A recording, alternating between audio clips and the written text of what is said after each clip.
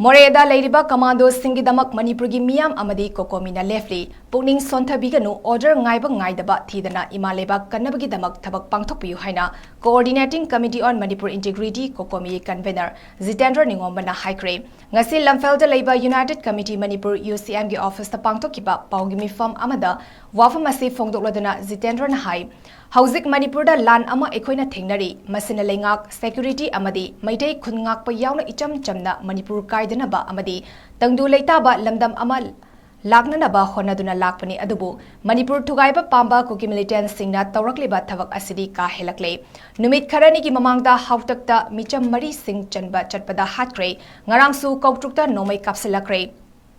ngasisu Moreh Da landarakjuna 6 IRB gi personal CDO da attached tawjuna mathau toriba ani hatkibaga loinena asokapan kaya thokale COCOMI na thodok asi akan maongda condemn tawi oirakliba fibam asida Manipur amadi India lengak kari toribagi amadi kari pamlibagi haiba wahang asi miyamna hangle Moreh Da SDPO hatpada chenaba lengak nasu criminal ni haina khanglaba ani fabaga mari lenena handaki lana asida thoklakkiba luf ani kotu amadi ITLF loinena Kuki inpi Manipurna criminal ani asibu pung nifunipan gi manungda thadoraktaba taragadi Manipur lengak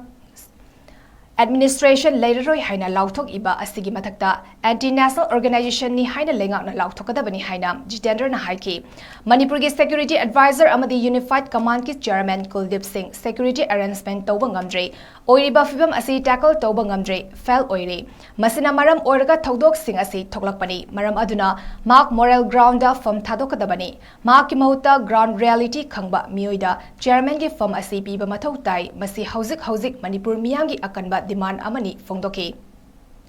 Loinena numit kharani mamangda Eastern Command gi GOC na Moreh CSO Singawari sanabada Kuki Militant Singna makhatana ka henba thavak tawraklakadi khut hangani haikiba adu kari numita khut hangadoribano leibak amaga tawnagadaba maongda RPG yauna stat force da menma macha sing yauna landaraklaba forward kari yengduna leidibage masigi tanja asida order piba amadi pidaba thidana ima leibak Manipur kaiba yade haina thauna fana thengnariba commando sing pukning hanthabiganu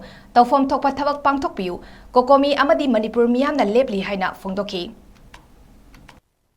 India government ki maikeida hojik oidiba phibum sida kari tawbiribage kari pambiribage haibadu Manipur miyam amgi mot silakanda COCOMI na adomda wang hangjari maramdei kaiginoda haukiba matam khargi mamangda Moreh Da akhoi thabak nutina tawjaba SDPO sis anan ma laikidabagi ma akhoi laikidabagi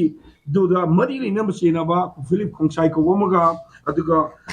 hemkholal ko gomaga ngarang ke thare na le repeat anja duda madu pham ga mari le na CSO ni haijaba ngarang nan da thol khi ba kangbu lan sida thol khi ba kangbu ITLF haida haiba chuchan boda operate to amaga kutu oidra kangbu kutu to amaga CSO ani sida pulla kanda yamna fajataba ama tholakpa aduga moji warepta kim yongna ko ki inpi Manipur yongna hairiba Mihat pa ani criminal ani ni aina mayam Manipur government log thokhraba ani se yam tuna thador kadabni 40 awar ki manung thador kadabni karigum thador tab targadi aikoi kuki jogi taba area da Manipur government ki administration se leiru haina log thoi base Manipur government atu matam da hariba loop ahum kotune ITLN ne adu kuki inpi Manipur ne masi India government ki international oiwa organization ne hadra atu matamna lak tokdem nai posi ahan matam jage adu ki matangda hujuki am lurab tanja sida yamna lurab tanja sida state ki force no mai kapsalaba